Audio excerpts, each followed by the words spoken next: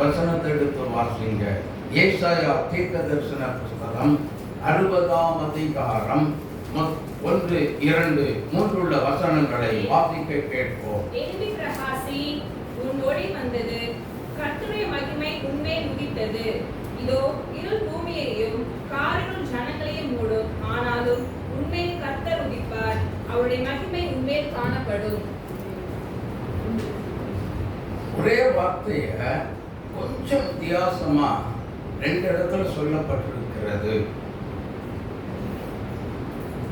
என்ன வசனம் அப்படின்னு சொன்னா, கர்த்தருடைய மகிமை உன்மேல் உதித்தது, கர்த்தருடைய மகிமை உன்மேல் காணப்படும்.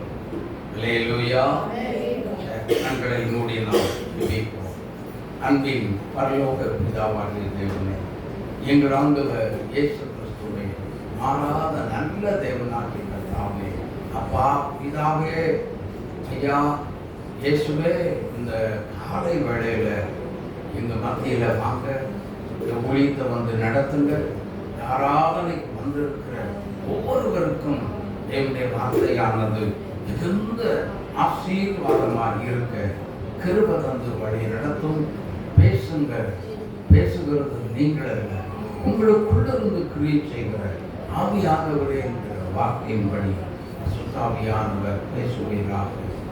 அந்த கிரியைகளை நடத்தும்படியாக நாங்கள் சொல்கிறோம். கர்த்தர் நீங்க மகிமைப்படுவீராக. இயேசுவின் நாமத்தில் பிதாவே. அல்லேலூயா. பாட்ட பாடலாம். போற்றவாரும் பெத்லெஹேம் நகர் நீதியில் புல்லில் பிறந்தமா, வல்லமை தேவனை புல்லில் பிறந்தமா, வல்லமை தேவனை போற்றவாரும். ஆதியில் ஸ்திரீ வித்தன்னும் ஏவைக்கு அன்புடன் வாக்கருளப்பட்ட நாயனார், அன்புடன் வாக்கருளப்பட்ட நாயனார், யாதியாம் யூத குலமதில் தோன்றினார், யாதியாம் யூத குலமதில் தோன்றினார். சமாதானம் சமாதானம் சமாதானம் பூமியில், சமாதானம் சமாதானம் சமாதானம் பூமியில் போற்றவாரும். விண்ணுலகத்தில் இருந்து ஏராளமாய் வெள்ளோடை போத்தனல் தூதரி ரங்கிய, வெள்ளோடை போத்தனல் தூதரி ரங்கிய, மண்ணுலகில் வந்த புண்ணிய நாதர்க்கே, மண்ணுலகில் வந்த புண்ணிய நாதர்க்கே மங்களம் மங்களம் மங்களம் பாடுகிறார். மங்களம் மங்களம் மங்களம் பாடுகிறார். ஓட்டவாரும் தங்க சிம்மாசனம் பொன்னகர் வீதியை தள்ளிவிட்டு இந்த பாவியை தேடிய, தள்ளிவிட்டு இந்த பாவியை தேடிய, மங்கையழிய கண்ணீடம் வந்ததோர், மங்கை எழிய கண்ணீடம் வந்ததோர், மனுவேல திருநாமம் ஒரு நாளும் மறவாதே, மனுவேல திருநாமம் ஒரு நாளும் மறவாதே. போற்றவாரும் பெத்லெஹேம் நகர் மீதினில் புல்லில் பிறந்தமா, வல்லமை தேவனை புல்லில் பிறந்தமா, வல்லமை தேவனை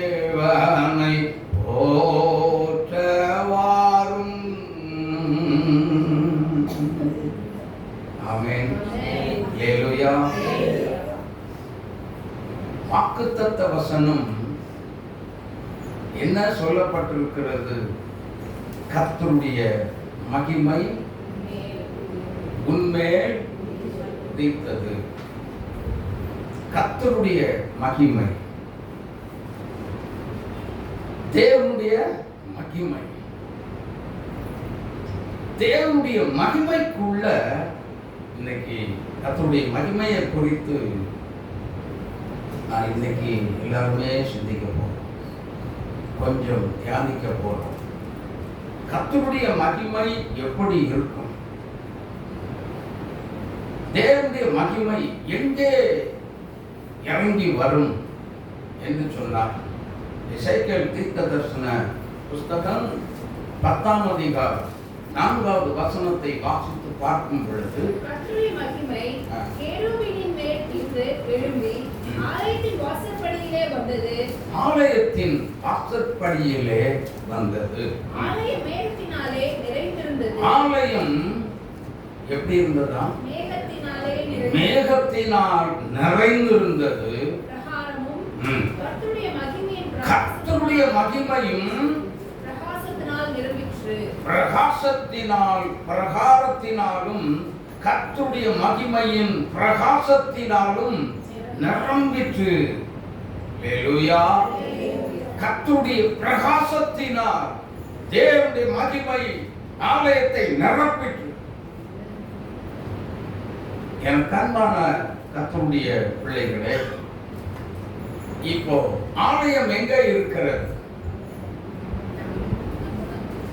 நம்ம தான் அந்த ஆலயம். ஆனால் வேதம் என்ன சொல்லுகிறது? கர்த்தருடைய மகிமையின் பிரகாசம் தேவனுடைய ஆலயத்தை நிரப்பிற்று. ஆமென், ஆமென்.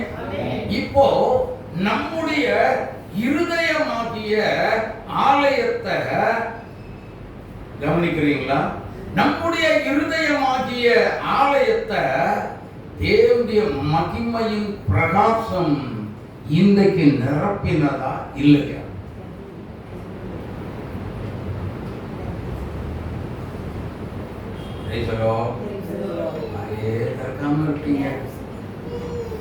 தேவனுடைய மகிமையால் அனுதினமும் ஒவ்வொரு தேவனுடைய பிள்ளைகளும் நிரப்பப்பட்டு கொண்டே இருக்க வேண்டும். ஆமென், ஆமென். அப்படி தேவனுடைய மகிமையினால் நிரப்பப்பட வேண்டும், தேவனுடைய பிரகாசத்தினால் நிரப்பப்பட வேண்டும் என்று சொன்னால் நாம் செய்ய வேண்டிய ஒரே ஒரு காரியம், கர்த்தருடைய பாதத்தில் விழுந்து கிடக்கிற ஒரு தேவனுடைய பிள்ளையாய் நீ காணப்பட வேண்டும். ஆமென், ஆமென். அப்பதான் தேவனுடைய சமூக பழக்க வழக்கம் ஒவ்வொருவருக்கும் அதிகமாய் தேவை. அது இல்லாவிட்டால், அப்படி இல்லாவிட்டால் கர்த்தருடைய மகிமை நம்முடைய ஆலயத்தை என்ன செய்யாது? சும்மா நடிக்கலாம், கைதட்டி ஆரவாரம் செய்து என்னமோ ஆவியில் நிறைஞ்சு அந்நிய பாஷை பேசி பெரிய பசுத்தவான்கள் மாதிரி வேஷம் போட்டுருக்கலாம். அதெல்லாம் கர்த்தருடைய மகிமை இறங்குனதுக்கு அடையாளம் இல்லை. அல்லேலூயா. தேவனுடைய மகிமை ஒரு தேவனுடைய பிள்ளைகள் மேலே உதிக்க வேண்டுமே. ஆனால் முதலாவது என்ன செய்யணுமா? எழும்ப வேண்டும். என்ன செய்யணும்? எழும்ப வேண்டும். எதை பற்றி எழும்ப வேண்டும்? எதை பற்றி எழும்பணும்? தூசியை உதறிவிட்டு எழும்ப வேண்டும். தூசியை உதறிவிட்டு எழும்ப வேண்டும். தூசியில போய் நம்ம உட்காரவா செய்ய போறோம்? சொல்லுங்க, தூசியில போய் உட்காரவா போறோம்? அப்படி செய்ய மாட்டோமே. தூசியை உதறி விட்டு எழுந்துன்னு சொல்லி கர்த்தர் சொல்றாரு. ஏன் சொல்றாரு? எதற்காக சொல்லுகிறார் தெரியுமா? எபிரேயர் 12:1 வாசித்து பாருங்கள்.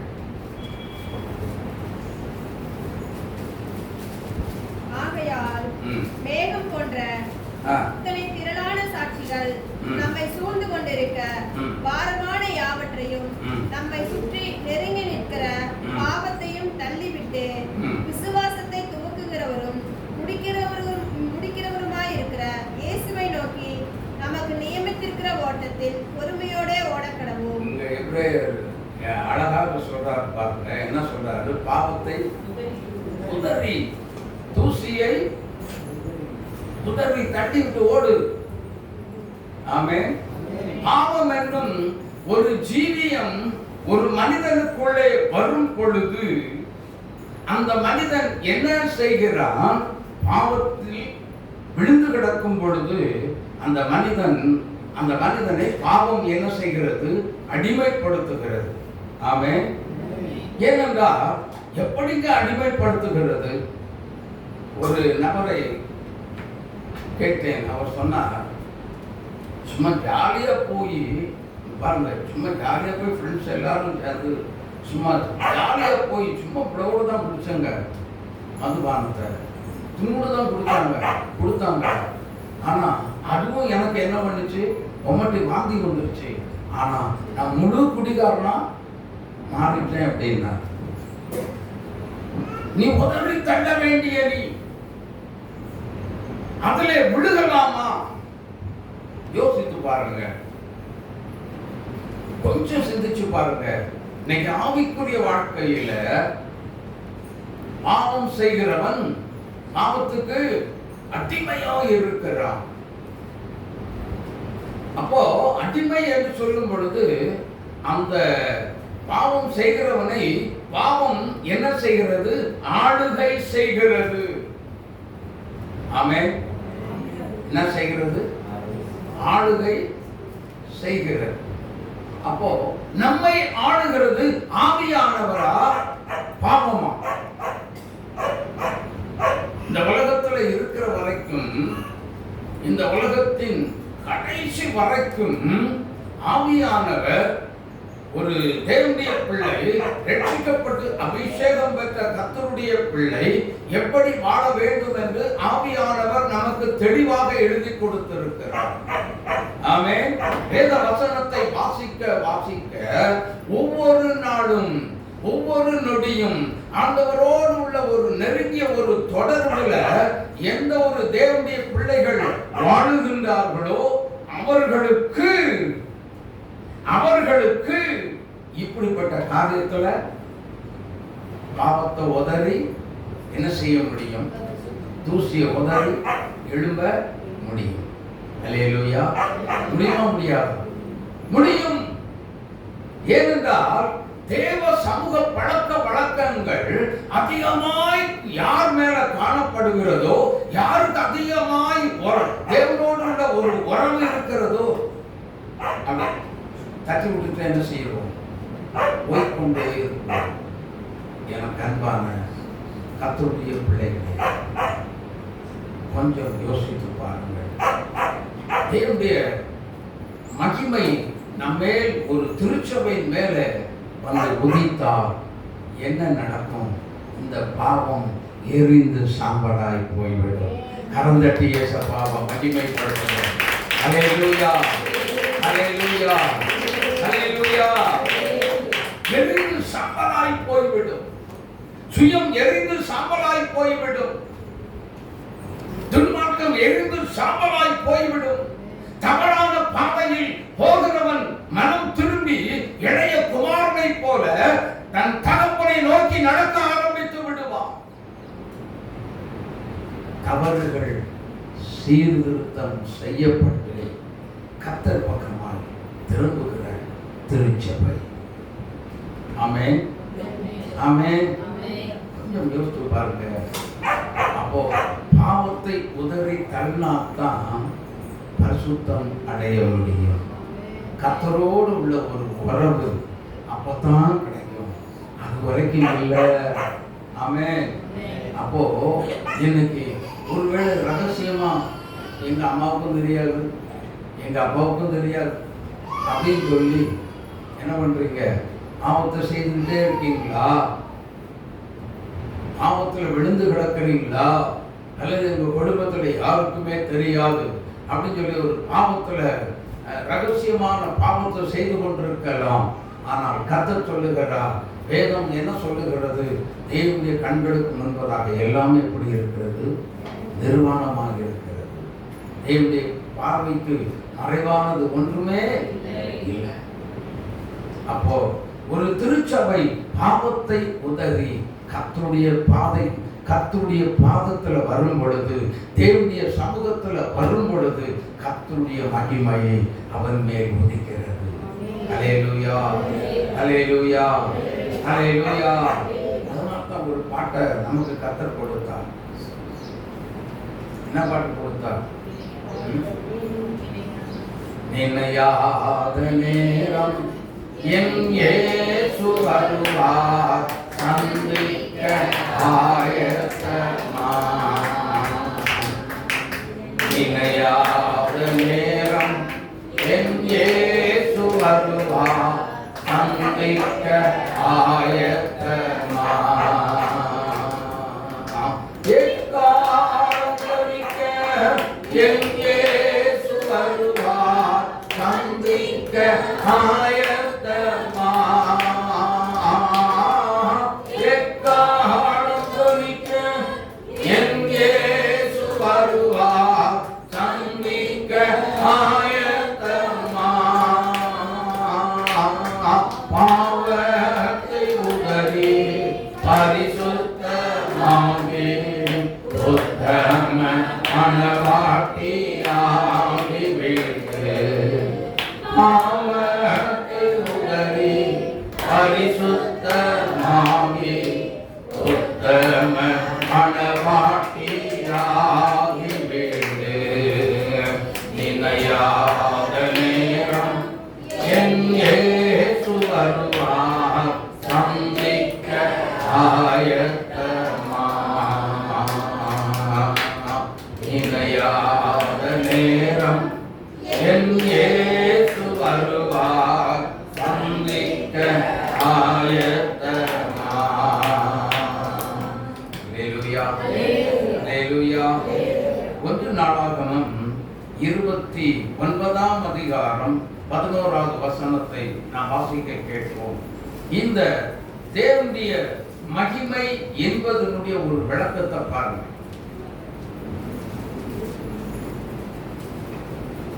1 நாளாகமம் 29ஆம் அதிகாரம் 11வது வார்த்தை. கர்த்தாவே மாட்சிமையும் வல்லமையும் மகிமையும் ஜெயம். கர்த்தாவே மாட்சிமையையும் வல்லமையையும் மகிமையையும் ஜெயமும் மகத்துவமும் உம்முடையவைகள். வானத்திலும் பூமியிலும் உள்ளவைகளெல்லாம் உம்முடையவைகள்.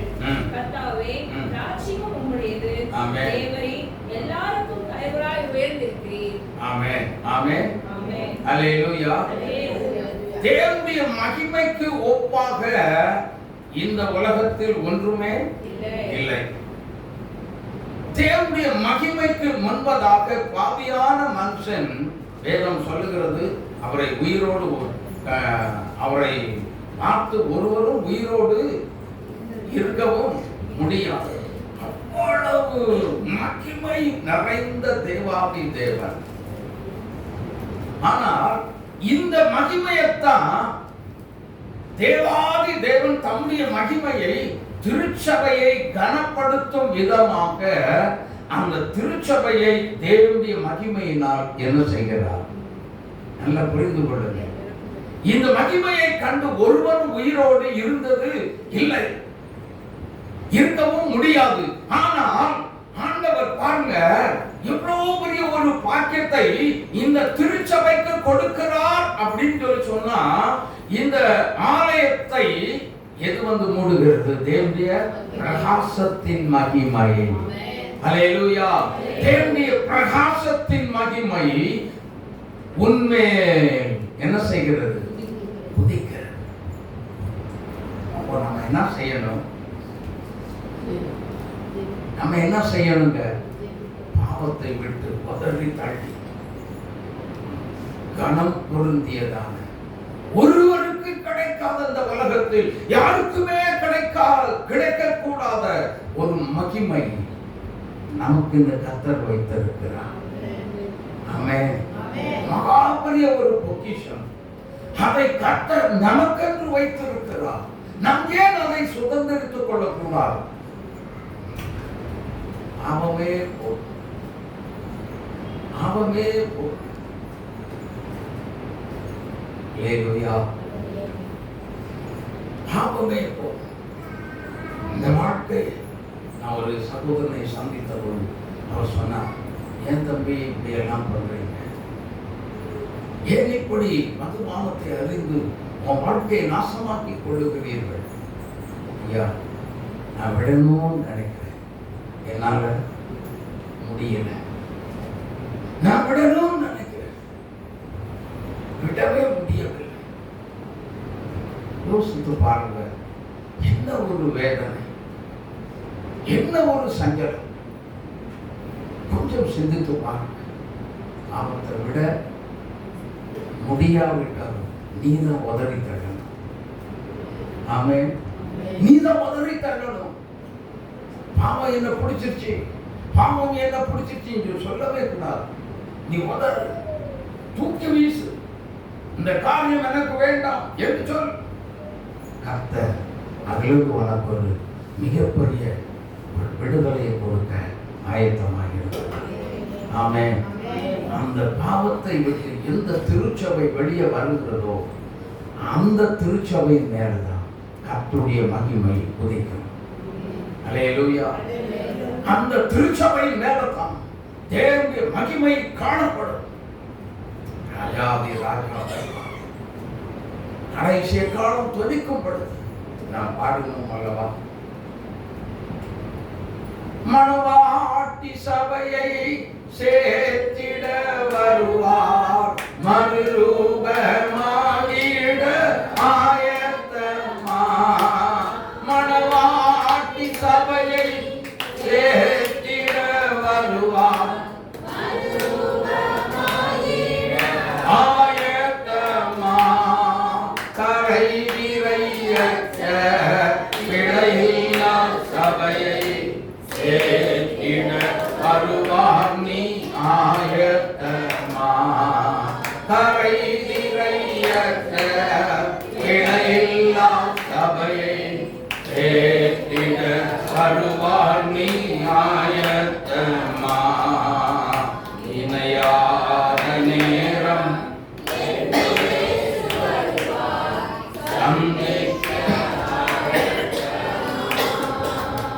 இணையாத நேரம் எங்கே வருவார்,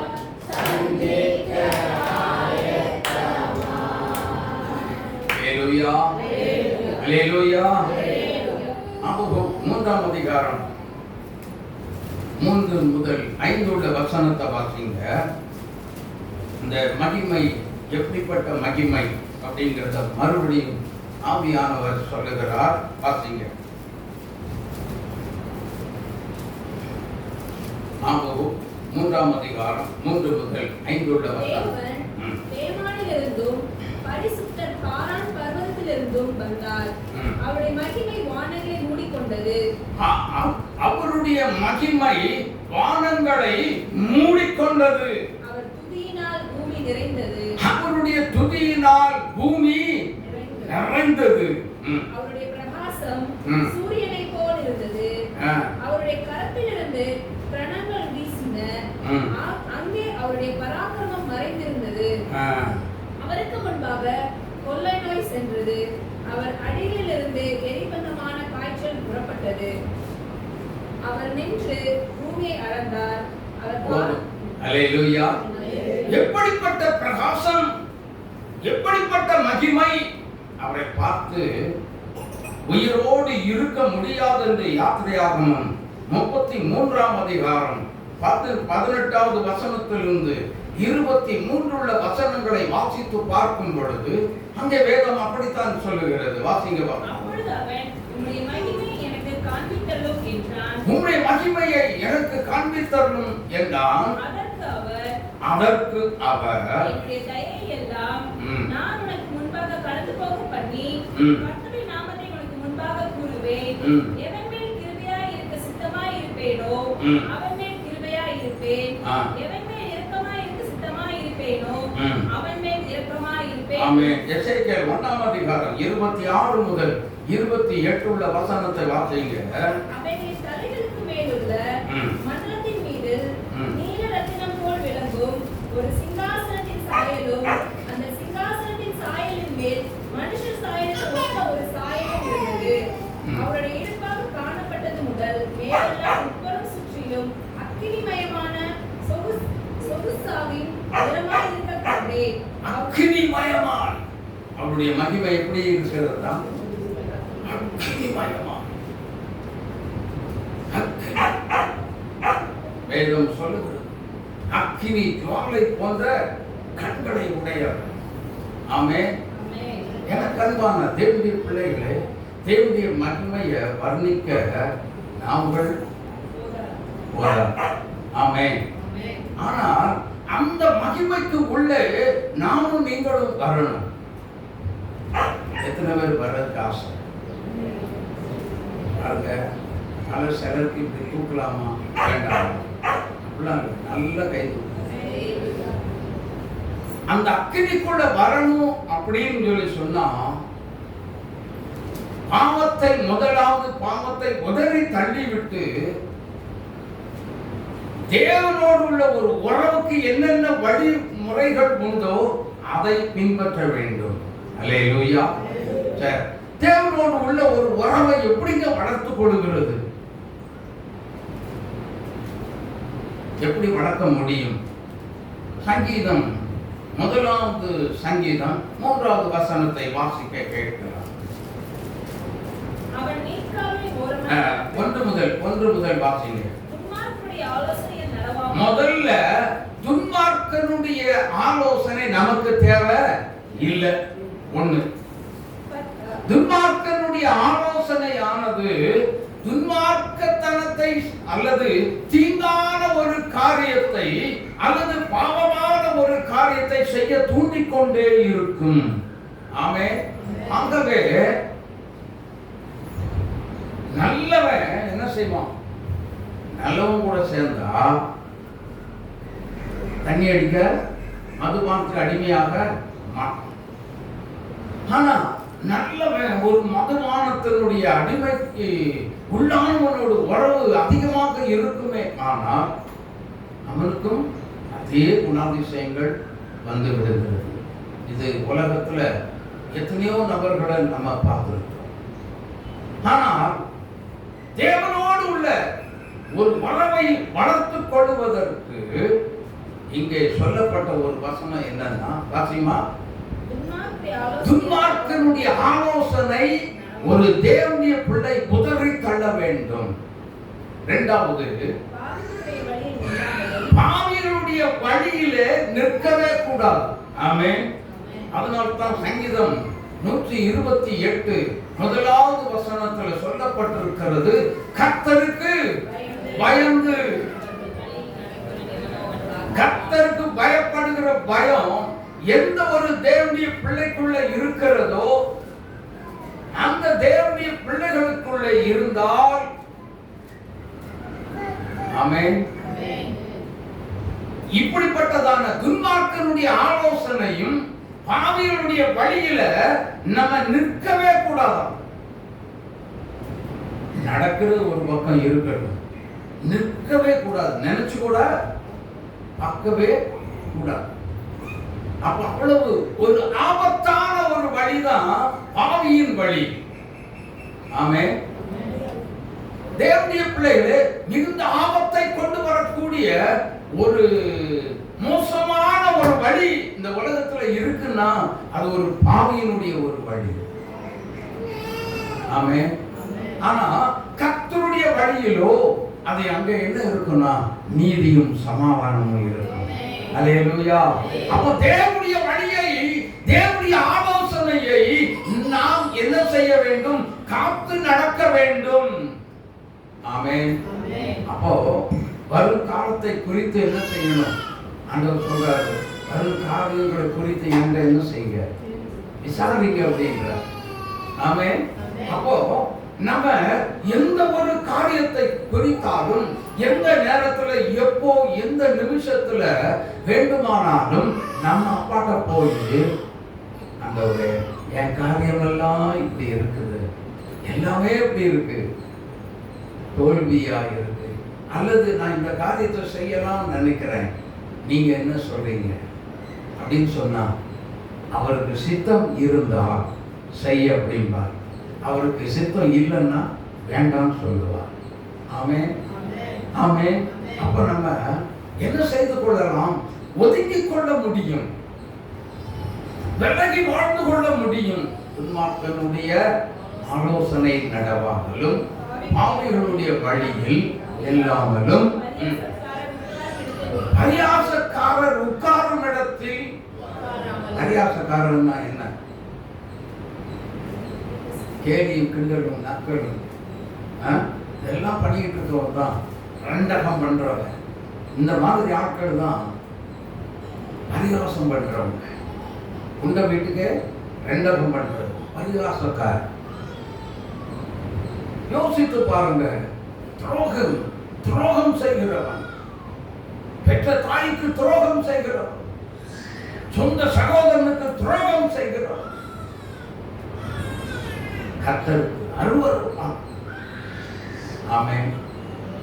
எனக்கு அன்பான கர்த்தருடைய பிள்ளைகளே, இந்த நாட்களில் அப்படிப்பட்டவங்க கர்த்தரோடு உள்ள ஒரு உறவுல வந்தா கர்த்தருடைய மகிமை உண்மையில் முடிக்கும். ஆமென், ஆமென். தேவனோடு ஆண்டவரை தேடி வந்தார், கர்த்தருடைய மகிமையும் தேவ பிரகாசத்தின் மகிமையும் அவர்கள் மேல் உதிக்கும். ஆமென். கர்த்தர் சொல்றாரு பாருங்க, கர்த்தருடைய வழியில என்ன இருக்குமா அப்படின்னா 128ஆம் சங்கீதத்துல தெளிவா சொல்றாரு பாருங்க. பயந்து அவர் கர்த்தருக்கு பயந்து அவருடைய வழியில் நடக்கிறவன் எவனோ அவன் பாக்கியவான்.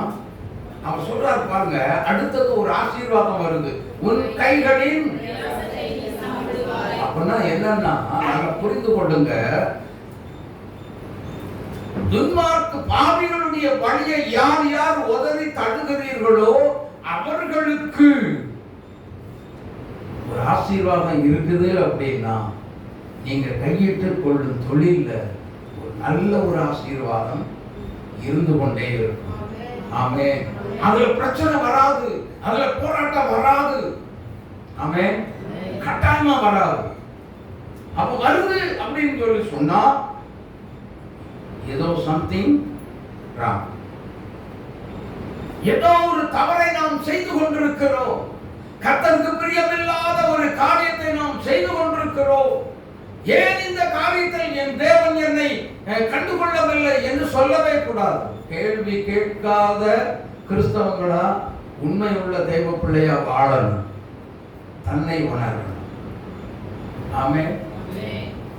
அதாவது ஒரு சின்ன பிரச்சனை வருது அப்படின்னு சொல்லி சொன்னா ஆண்டவருடைய வாக்குத்தத்தங்கள் எல்லாம் சும்மா வீணா போகாதுங்க. கர்த்தருடைய மகிமை ஒரு தேவனுடைய பிள்ளையின் மேல உதிக்கணும் அப்படின்னு சொல்லி சொன்னா சும்மா ஒன்றும் உதிச்சிடாது. அவருடைய வழியில நடக்கணும். அவருடைய வழி எது? நிறைய எழுதி வச்சிருக்கு வேதத்துல. ஆமென். நல்ல வழி, ஜீவ வழி, அப்புறம் இன்னும் நிறைய பாதைகள்லாம் உள்ள நிறைய இருக்கு. அப்ப இதையெல்லாம் விட்டுட்டு நம்ம எதையோ நாம் பின்பற்றி போனோமே, ஆனால் நமக்கு எப்படி ஆசீர்வாதம் வரும்? சொல்லுங்க, எப்படி ஆசீர்வாதம் வரும்? கர்த்தருடைய மகிமை நம்ம மேல் எப்பொழுது இருந்தாலும் அது நம்மை வழி நடத்தி கொண்டே இருக்கும். அதே நேரத்தில் அந்த தேவனுடைய மகிமை பிரகாசத்துக்குள்ள உலக பிரகாரமான ஆசீர்வாதமும் இருக்கு, ஆவிக்குரிய சகல செல்வமும் உள்ளதான் இருக்கு. அல்லேலூயா. கர்த்தருடைய பிள்ளைகளே, கொஞ்சம் யோசித்து பார்க்கணும். இன்னைக்கு ஆவிக்குரிய வாழ்க்கையில ஒரே ஒரு வசனத்தை வாசிங்க. 2 பேதுரு 1ஆம் அதிகாரம் 17வது வசனத்தை வாசிங்க.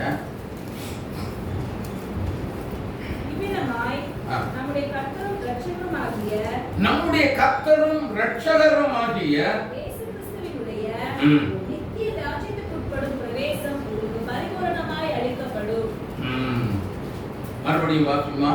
இவ்விதமாய் நம்முடைய கர்த்தரும் இரட்சகருமாகிய இயேசு கிறிஸ்துவினுடைய நித்திய ராஜ்யத்துக்குட்படும் பிரவேசம் உங்களுக்கு பரிபூரணமாய் அளிக்கப்படும். ஆமென். அல்லேலூயா. அல்லேலூயா. 2 பேதுரு 1:17. இவர் என்னுடைய நேசகுமாரன், இவரிடத்தில் பிரியமாயிருக்கிறேன் என்று சொல்லுகிற சத்தம் உன்னதமான மகிமையிலிருந்து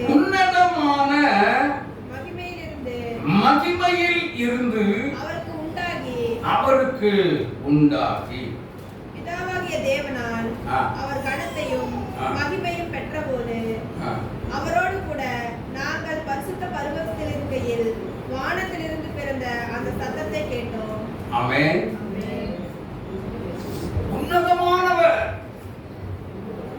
உன்னதமானவர்னா இந்த உலகத்துல அதற்கு ஈடு இடம் ஒண்ணுமே இல்லை. உன்னதமானவருடைய மகிமை, உன்னதமானவருடைய மகிமை யாருக்கெல்லாம் வேணும்? எனக்கு வேணும், உங்களை எல்லாருக்குமே வேணும். அப்ப வேணும்னா என்ன செய்யணும்? கர்த்தருடைய முதல்ல என்னை கனம் பண்ணுகிறவர்களை நானும் என்ன செய்வேன்? கனம் பண்ணுவேன்னு சொல்லி கர்த்தர் சொன்னார். ஆலயத்துக்கு நல்ல கவனிங்க, ஆலயத்துக்கு வரும் பொழுது கர்த்தரை கனம் பண்றவங்க என்ன பண்ணுவாங்கன்னா ஆளா வந்து உட்காருவாங்க. அதுல ஒரு கவனக்குறைவோ அஜாக்கிரதையோ அசால்ட்டாகவோ ஆலயத்துல வந்து பிந்தி உட்காரவே மாட்டார்கள். பிந்தி வர்றவங்க கொஞ்சம் யோசிக்கணும். கர்த்தர் எனக்கு என்ன வைத்திருக்கிறார், என்ன ஆசீர்வாதம் வைத்திருக்கிறார்.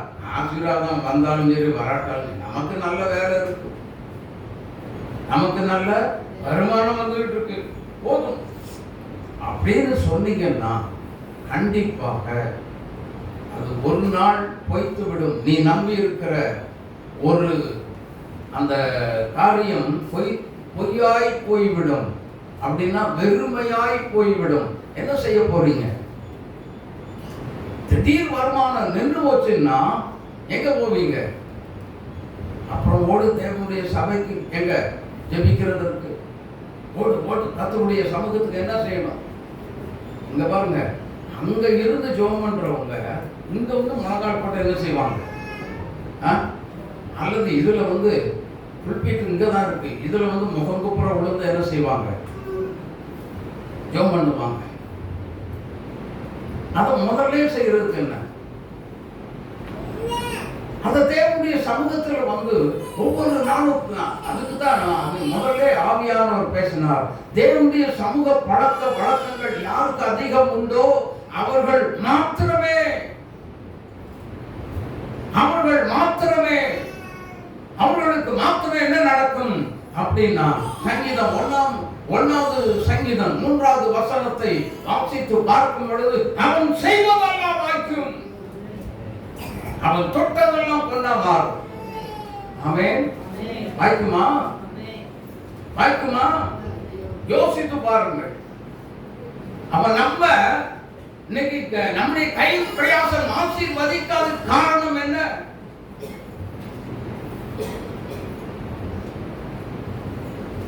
நாமே யோசிக்கணும். ஆலயத்துக்கு என்ன செய்யக்கூடாது? பிந்தி அறவே கூடாது. முந்தவே கூடாது. தேவனுடைய ஆசீர்வாதத்தை நாம் இழக்க காரணம் பிந்தி வருகிறது தான். முந்தி வரணும். எனக்கு அன்பான கர்த்தருடைய பிள்ளைகளை கொஞ்சம் யோசித்து பாருங்கள்.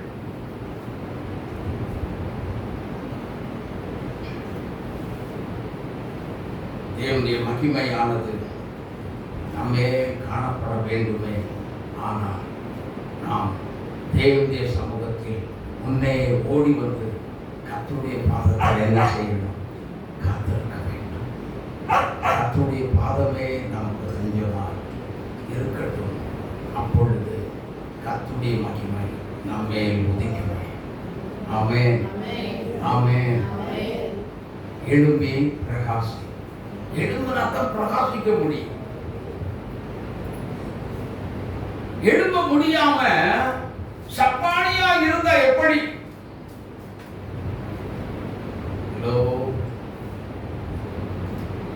இல்ல கவனிக்கிறீங்களா? சப்பானி எங்க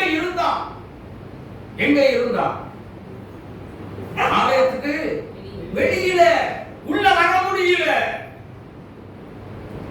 ஆராதனைக்கு வர முடியல, பின்னிதான் வர்றோம். மனசு இல்லாம வர்றோமா? மனசு இல்லாம வர்றோமா? யோசித்து பாருங்க. அரகுற மனசோட இந்த ஆலயத்துக்கு வர்றோமா? நம்முடைய ஆலயத்தின் மேல கர்த்தருடைய மகிமை உதிக்காது. தேவனுடைய பாதத்தை பாண்டையோடு தேடி ஓடி வரணும். ரொம்ப ஆசை. நம்முடைய சரீரத்துல வறட்சி வந்துருச்சு, நாக்கெல்லாம் வறண்டு போச்சுன்னா என்ன செய்வோம்? தண்ணி இருந்தா குடிச்சிருவோம், இல்லைன்னா நட்டு காட்டுக்குள்ள இருக்கோம்னு வைங்க. எங்க போறோம்? யார் நமக்கு உதவி செய்வது?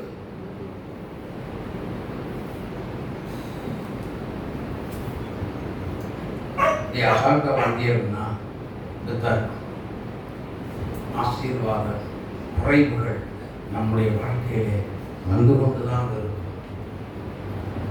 ஆகவே தேவ சமூகம், கர்த்தருடைய சமூகம் உங்களுக்கு நெருக்கமாக இருந்தால் அடுத்த நிமிஷம் என்ன செய்வீங்க? ஓடி ஓடி ஓடி ஓடி ஓடி ஓடி வந்து கொண்டே இருக்க வைக்கும். ஆமென். எந்தி வர மனசு ஒத்துக்கொள்ளாது. ஆமென். யோசித்து பார். பிந்தி யாரெல்லாம் நீங்க ரெகுலரா பிந்தி வர்றீங்களோ உங்களாம் இன்னைக்கு உங்களை சீர்திருத்தம் செய்யும்படி கர்த்தருடைய ஆவியானவர் வார்த்தையை பேசியிருக்கிறார். கொஞ்சம் திருத்தி கொண்டு கர்த்தருடைய பாதத்தை நோக்கி ஓடி வருவோமே. ஆனால் கர்த்தர் இன்றைக்கு உங்களையும் ஆசீர்வதித்து உயர்த்த உண்மை உள்ள தேவனாக அல்லேலூயா, அல்லேலூயா. எனக்கு அன்பான தேவனுடைய பிள்ளைகளே, அப்படியானால் ஒரே ஒரு வசனத்தை வாசிக்க கேட்கலாம். யாத்திரையாகமம் 13ஆம் அதிகாரம் 21வது வசனத்தை வாசிங்க. யாத்திரையாகமம் 13:21. எவர்களை நல்லா புரிந்து கொள்ளுங்க. தேவனுடைய சமூகத்தை அதிகமாய் நாடி தேடி வருகிறவர்களை நல்ல கவனித்துக் கொள்ளுங்க. யாரை கர்த்தர் அப்படிப்பட்ட ஒரு பாதையில் அனுமதிக்கிறார் அப்படின்னு சொல்லி சொன்னா, கர்த்தரை நித்தமும் தேடுகிறவர்களுக்கு அல்லது கர்த்தரால் நடத்தப்படுகிறவர்களுக்கு மாத்திரமே அந்த வசனத்தை இப்போ படிக்கலாம். அவர்களை இரவும் பகலும் வழி நடத்துவதற்கு. ஹலோ கவனிங்க. உங்களை ராத்திரின்னு கிடையாது, பகல்னு கிடையாது, எல்லா நேரத்திலேயும் உங்களை வழி நடத்துவதற்காக, உங்க குடும்பத்தை நடத்துவதற்காக, உங்க பிள்ளைகளை நடத்துவதற்காக கர்த்தருடைய மகிமை உங்கள் மேல் உதிக்கிறது. கரம் தட்டி இயேசுவை மகிமைப்படுத்துங்க. அதனுடைய தொழில ஒரு ஆசீர்வாதத்தை கொண்டு வருகிறது. அப்ப நாம எங்க இருக்கணும்? தேவனுடைய சமூகத்துல முந்தி வரணும். அப்படின்னா அர்த்தம் என்னன்னா, கர்த்தருக்கு முக்கியத்துவம். இன்னைக்கு 9 மணிக்குன்னா 9 மணிக்கு என்ன செஞ்சிடணும்? தேவனுடைய சமூகத்தை ஓடி வந்துரு. என்ன அப்படியே போட்டுட்டு வா. ஆமென். பாருங்க, முஸ்லிம் கோயில்ல போதுவாங்க தெரியுமா? சவுண்ட் தீர்வு வருது. என்ன வேலை இருந்தாலும் சரி அப்படியே போட்டு அப்படி நிக்கிறாங்க. நட்டு ரோட்ல வரைக்கும் அப்படியே நிக்கிறாங்க. ஏன் இந்த உணர்வு ஒரு கிறிஸ்தவனுக்கு இல்லையா?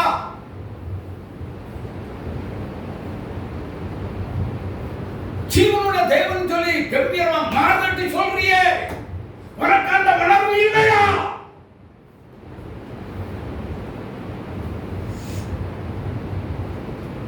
என்னையா கிறிஸ்தவம்? என்ன கிறிஸ்தவ வாழ்க்கை வாழ்ந்துட்டு இருக்கிறோம்?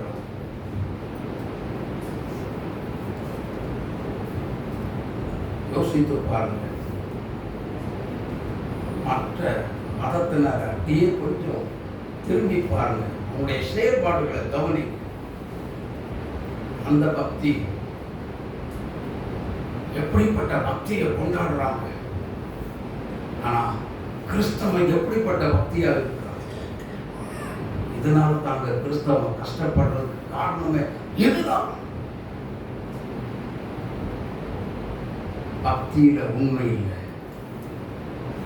அதனால்தான் தேவனுடைய மகிமை அவர்கள் மேல உதிக்கல. கர்த்தருடைய மகிமை உங்கள் மேல் உதிக்க வேண்டுமானால் கர்த்தரோடு நெருங்கிய உறவை வளர்த்துக் கொள்வதற்கு தேவ சமூகத்தில் என்ன செய்யணும்? ஓடி ஓடி வந்துகிட்டே இருக்கணும். கர்த்தருக்கு முக்கியத்துவம் கொடுக்கணும். ஆண்டவருக்கு முதலிடம் கொடுக்கணும் நம்முடைய வாழ்க்கையில். அதைத்தான் சொல்றோம். ஆண்டவருக்கு முதலிடம் வித்தி வரவே அப்படின்னா ஹிந்தி வரத நம்ம குறை சொல்லி பேசல.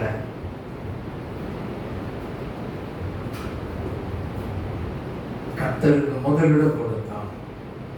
எங்க அப்பாவை முதல்ல நான் போய் என்ன செய்வேன்? பார்ப்பேன்.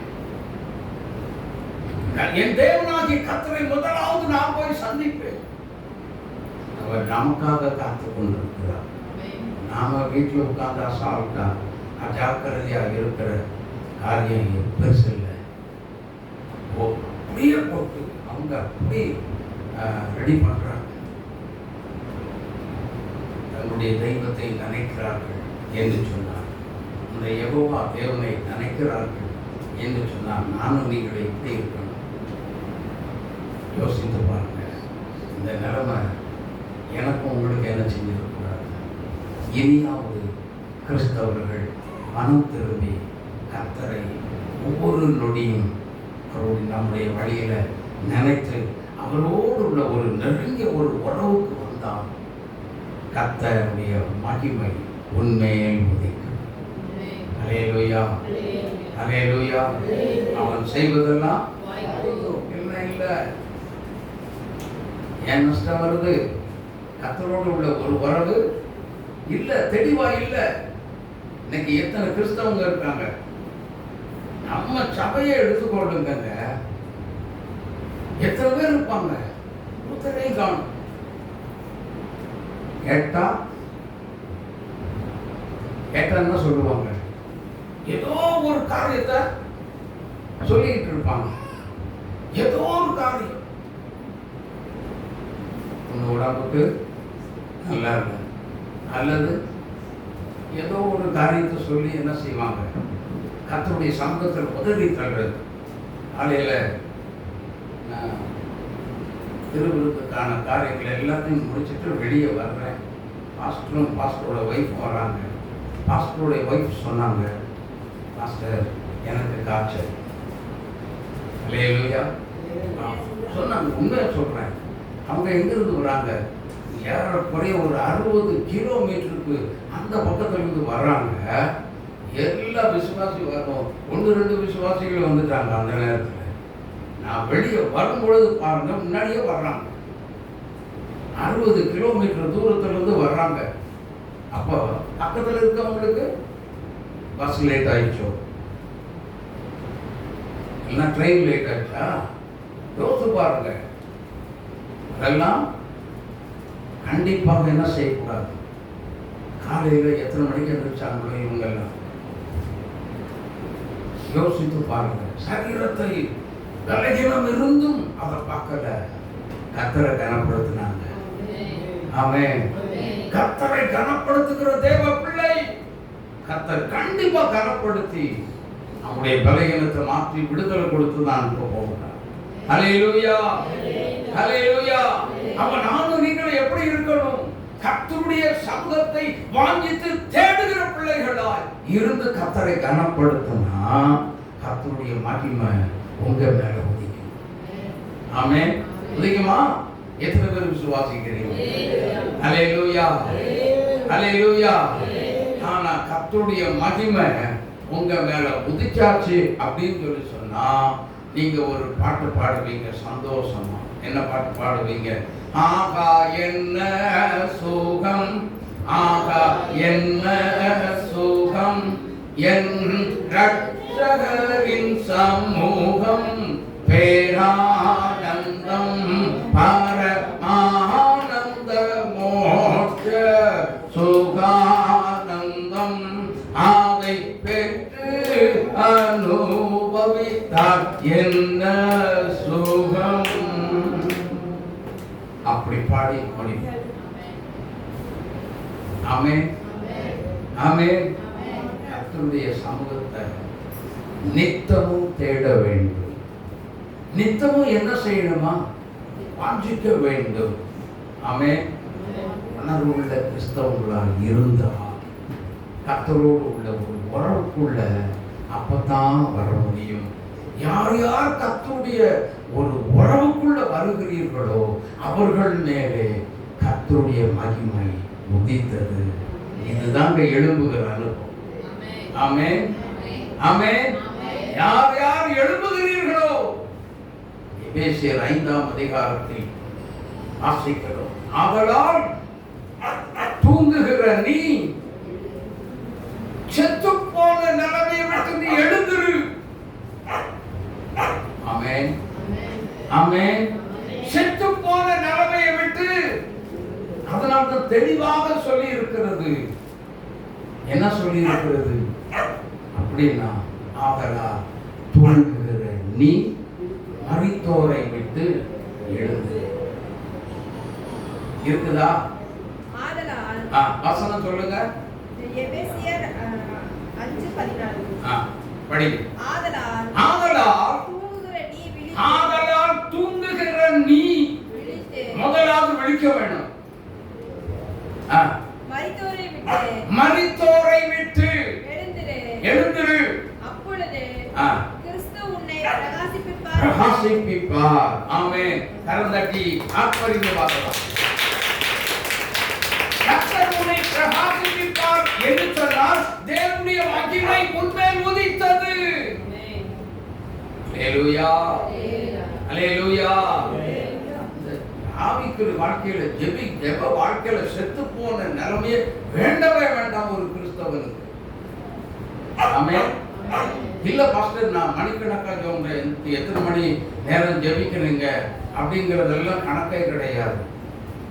நம்முடைய இருதயமும் தேவனோடு இருதயமும் ஒன்றாக இணைக்கப்பட்டிருக்கிறதா? எனக்கும் ஆண்டவருக்கும் தொடர்பு இருக்கிறதா இல்லையா? அதுதான் முக்கியம். ஹலோ, புரிஞ்சுட்டீங்களா? தேவனோடு உள்ள ஒரு உறவுல நான் என் இருதயமும்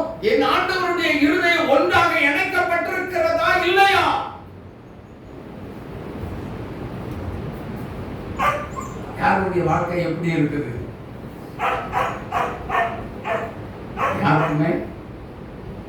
யாருக்குமே தெரிய இல்லை. ஏன் தெரியல? ஏன் தெரிய மாட்டேங்குது அப்படின்னா, நான் போற பாத முறையில சரியா, நான் உட்கார்ந்து இருக்கிற இடம் சரியில்லையா, எந்த இடத்துல வந்து உட்கார்ந்து இருக்கிறேன் அப்படிங்கிறத கொஞ்சமாவது யோசித்து பார்த்து இருக்கிற இடத்தை விட்டு முதலாவது எழுந்திருக்க பார்க்கணும். ஆமென். சப்பானியாக இருந்தா எழுந்திருக்க முடியாது. ஆமென், ஆமென். அதாவது கீர்த்தனையில ஒரு பாட்டு உண்டு. நீயுனக்கு சொந்தமல்லவே மீட்கப்பட்ட பாவி, நீயுனக்கு சொந்தமல்லவே, நீயுனக்கு மல்லவே, நீ மலம் கிறிஸ்து நாதகே சொந்தம், நீ சொந்தமல்லவே.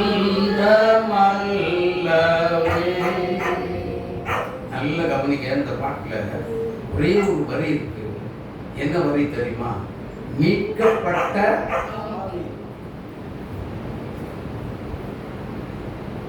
அப்போஸ்தலர் 3ஆம் அதிகாரத்துல குணமாக்கப்பட்ட சப்பானி. ஏங்க, குணமாக்கப்பட்ட பிற்பாடு சப்பானியா இருக்கிறான். அவன் குதித்தான், எழுந்தான், நடந்தான், குதித்து துதித்து தேவனுடைய ஆலயத்துக்குள்ள போனான் இருக்க, அவன் எதுக்குங்க சப்பானியா இருக்கிறான்? ஹலோ. அடுத்தது இந்த பாட்டை நல்லா கவனிச்சு பாருங்க. மீட்கப்பட்ட தேவை, அந்த பட்டமே எனக்கு வேண்டாம். நான் ஒரு பாவி இல்லை. அப்படியா? நாம் பாவம் நமக்கு நமக்குள்ளே பாவம் இல்லை என்று சொல்லுவோமே, ஆனால் நம்மை நாமே வஞ்சிக்கிறவர்களாக இருப்போம். சத்தியம் நமக்குள்ளே கண்டிப்பா இல்லை, தெளிவா சொல்லப்பட்டிருக்கிறது. அப்படியானால் நல்லா புரிந்து கொள்ளுங்க.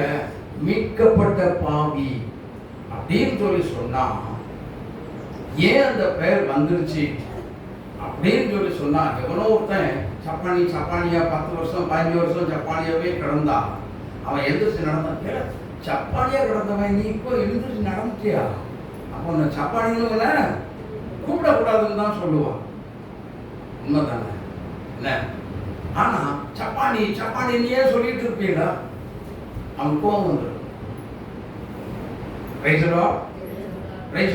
ஆனா இங்க வேதம் சொல்லுகிறது குணமாக்கப்பட்ட சப்பானி. அல்லேலூயா. அல்லது இன்னும் தெளிவா சொல்ல போறாங்க, மீட்கப்பட்ட பாவி. மீட்கப்பட்டாச்சு. ஆனா எதிலிருந்து மீட்கப்பட்டிருக்கு? எதிலிருந்து மீட்கப்பட்டிருக்கு? ஆவிக்குரிய ஒரு மீட்பு, மனம் திரும்புதல் என்கிற இடத்தில் உள்ள ஒரு மீட்பு வந்துருச்சு. பாவம் போயிடுச்சா போகலையா? ஞானஸ்நானம் எடுத்தோம், அதே மாதிரியே பொக்கு பொக்குன்னு என்ன செய்யறோம்? சிகரெட் அடிக்கிறான். அப்புறம் என்ன பண்றாங்க சொல்லுங்க? பான்பராக் போடுறாங்க, ஆன்ஸ் போடுறான், என்னென்னவோ பண்றாங்க. ரொட்டினா என்ன செய்யறாங்க?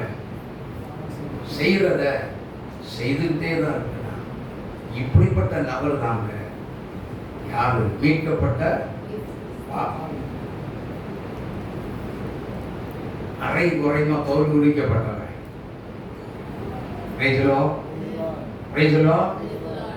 அறகுறையான ஒரு ஜீவி, ஒரு எமோஷனல்ல வந்து, ஒரு உற்சாகத்தின் பேர்ல வந்து என்ன செய்கிறது?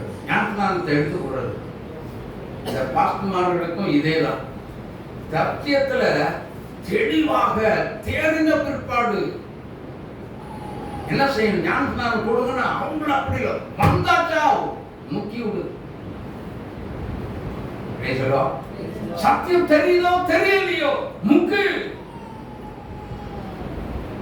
முக்கியவனும் போமாட்டான் பரலோகம். முங்கி எழுந்தவனும் போமாட்டான். அவரை குறித்து அந்த ஆத்மாவை குறித்து ஒரு உத்தரவாதம் இன்னும் வரைக்கும் நம்ம கிட்ட கேட்டுக்கிட்டே தான் இருப்பார். நாம ஜெபித்து கொண்டே இருக்கிறோம்.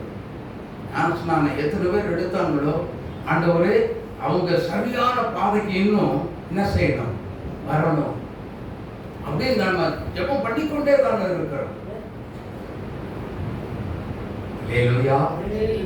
கர்த்தருடைய இப்படி இருந்தா கர்த்தருடைய மகிமை ஒரு மனுஷன் மேல ஒதுக்கிறது எப்படி முடியுமா? நடக்க முதல்ல மீட்கப்பட்ட பாவியா இருக்கக்கூடாது, மீட்கப்பட்ட பசுத்தவானால் எழும்ப வேண்டும். அல்லேலூயா, அல்லேலூயா. மீட்கப்பட்ட உத்தமனாய் எழும்ப வேண்டும், அல்லது மீட்கப்பட்ட தேவ பிள்ளையாய் எழும்ப வேண்டும். அதுல எழும்பல அப்படின்னு சொன்னா மீட்கப்பட்ட பாவியா பரலோகம் வரைக்கும் போக உன்னால முடியாது. நாம மீட்கப்பட்டிருக்கலாம், ஆனா நீ யாரு? நீ யாரு? பாவி. அல்லேலூயா. பாவத்தை உதவி தள்ளி நீ இருக்கிற இடத்தை விட்டு காலி பண்ணி கர்த்தரை நோக்கி நட. கர்த்தர் உன்னை பிரகாசிக்க பண்ணுவார். கர்த்தருடைய மகிமை உண்மையை புதிக்கும். ஆமென், ஆமென், ஆமென். அதை எழுதிருக்கலாம். ஒரே ஒரு நிமிஷம். பாவத்தை உதறி பரிசுத்தமாகி உத்தம மணவாட்டியாகி விடு. பாவத்தை உதறி பரிசுத்தமாகி உத்தம மணவாட்டியாகி விடு. நினையாத நேரம் என் இயேசு வருவார், சந்திக்க ஆயத்தமாய். நினையாத நேரம் என் இயேசு வருவார், சந்திக்க ஆயத்தமாய். மணவாட்டி சபையை சேர்த்திட வருவார், அதிரூபமாகிட ஆயத்தமாய். மணவாட்டி சபையை சேர்த்திட வருவார், அதிரூபமாகிட ஆயத்தமாய். கரை நிறைய இடையில்லா சபையை சேர்த்திட வருவார், நீ ஆயத்தமாய்.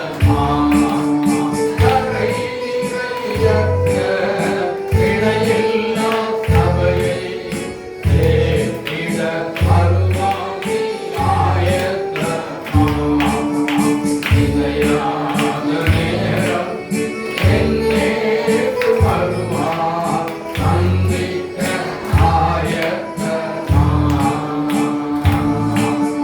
நினையாத நேரம் என் இயேசு வருவார், சந்திக்க ஆயத்தமாய்.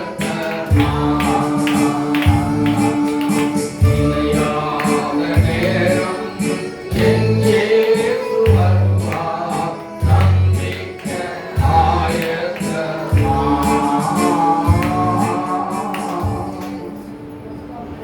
ஜெபிக்கலாம். ஆண்டவரே, உதவி தள்ள வேண்டியதெல்லாம் உதவி தள்ள, எழுத வேண்டிய இடத்திலிருந்து எழுந்து தேவனே எனக்கு உதவி செய்ய என்று சொல்லி ஜெபிக்கலாம். ஜெபி வாயத்திலிருந்து ஜோமனாக வாயத்திலிருந்து ஜோம் வாயத்திலிருந்து ஜோமனாக இயேசுவே, நான் எந்த இடத்துல இருக்கேன் எனக்கே தெரியாது. உணர்த்துங்கப்பா, உணர்த்துங்கப்பா. அந்த இடத்தை விட்டு அந்த இருக்கிற இடத்துல நான் இருக்கக்கூடாது. எழும்பணும். எழும்பணும். எழும்ப எனக்கு பலன் கொடுங்க ஆண்டவரே. எனக்கு பலன் கொடுங்க ஆண்டவரே. அந்த பலன் பரிசுத்த ஆவியானவர் இன்றைக்கு கொடுக்க வந்திருக்கிறார். எல்லாரும் எழும்புறதுக்கு பலன் இல்லைன்னு சொல்லி நினைக்கிறவங்க எல்லாம் ஆண்டவரே என்னுடைய ஆவியினா பரிசுத்த ஆவியானவரா என்னை பலப்படுத்தும் என்று சொல்லி ஜெபம் பண்ணுங்க பார்க்கலாம். ஜெபம் பண்ணுங்க, ஜெபம் பண்ணுங்க, ஜெபம் பண்ணுங்க. ஹல்லேலூயா, ஹல்லேலூயா, ஹல்லேலூயா, ஹல்லேலூயா, ஹல்லேலூயா. ஆண்டவரோடு பேசுங்க, கர்த்தரோடு பேசுங்க, தேவனோடு பேசுங்க, பேசுங்க. என்னை பலப்படுத்தும் ஆண்டவரே, என்னை பலப்படுத்தும் ஐயா, என்னை பலப்படுத்தும் ஆண்டவரே, என்னை பலப்படுத்துகிற பரிசுத்த ஆவியானவரே. வேதம் சொல்லுகிறது, அப்போஸ்தலர் 1:8 சொல்லுகிறது, பரிசுத்த ஆவி உங்களிடத்தில் வரும் பொழுது நீங்கள் பலன் அடைவீர்கள் என்று சொல்லப்பட்டிருக்கிறது. அந்த பலத்தால் என்னை இடைகட்டும், அந்த பலத்தினால் என்னை நீர் அபிஷேகம் பண்ணும், என்னை நீர் அபிஷேகம் பண்ணும் ஐயா. ஒவ்வொருவரை அபிஷேகம் பண்ணும் ஐயா, ஒவ்வொருவரை அபிஷேகம் பண்ணுங்க தகப்பனே. ஒவ்வொரு பிள்ளைகளும் நம்முடைய அபிஷேகத்தினால் இப்பொழுது தேவனுடைய வல்லமையை பெற்றுக் கொள்வார்களாக. இப்பொழுது தேவனுடைய மகிமையை அவர்கள் மேல் உதிப்பதாக, கர்த்தருடைய வல்லமை அவர்கள் மேல் இறங்கி வருவதாக, ஒவ்வொரு பிள்ளைகள் மேல இறங்குவதாக. இயேசுவின் நாமத்தில், இயேசு கிறிஸ்துவின் நாமத்தில் கலகினத்தோடு வந்த பிள்ளைகளுடைய கலகினம் இந்த நிமிஷத்தில் மறைவதாக. இயேசுவின் நாமத்தில் கலகினம் ஓடுகிறது. பரிசுத்த ஆவியானவர் வந்தா போதுங்க, உங்க மேல உதித்தா போதுங்க, உங்க மேல தேவனுடைய மகிமை வந்து உதித்தால் போதும். உங்க சரீரமே முற்றிலும் மாறிவிடும், உங்க சரீரம் மாறும். ஆவிக்குரிய சரீரத்தை கர்த்தர் உருவாக்கி வைத்து விடுவார். ஹல்லேலூயா, ஸ்தோத்திரிக்கிறோம் ஐயா, ஸ்தோத்திரிக்கிறோம் ஐயா, ஸ்தோத்திரிக்கிறோம். சரீர கலகினம் மறைந்து விட்டதுக்காக ஸ்தோத்திரம். கலகினம் ஜனம் எல்லாமே இயேசுவின் நாமத்தில் ஓடி போனதுக்காக ஸ்தோத்திரம் என்று சொல்லுங்க, சொல்லுங்க, சொல்லுங்க. என் சரீரத்தில் இருக்கிற கலகினம் ஒன்றுமே இல்லை, ஒன்றுமே இல்லை. இயேசுவை குணமாக்கி விட்டார், இயேசுவை சுகமாக்கி விட்டார். இயேசுவின் தழும்புகளால் சுகமானே. சொல்லுங்க, சொல்லுங்க. இயேசுவின் தழும்புகளால் சுகமானே, இயேசுவின் தழும்புகளால் சுகமானே. தேவனுடைய வல்லமை இறங்கி வருகிறது. கரம் தட்டி கர்த்தருடைய நாமத்தை நீங்க மகிமைப்படுத்துங்க. ஆசீர்வதிக்கிறோம். இந்த மாவட்டத்தில் என்ன வேணுமோ அத்தனையும் இப்பவே கொடுத்து நீர் ஆசீர்வதித்து அனுப்புவீராக, மகிமைப்படுவீராக. தேவ கரத்தில் அர்ப்பணித்து ஜெபிக்கிறோம் இயேசுவின் நாமத்தில் பிதாவே. ஆமென், ஆமென்.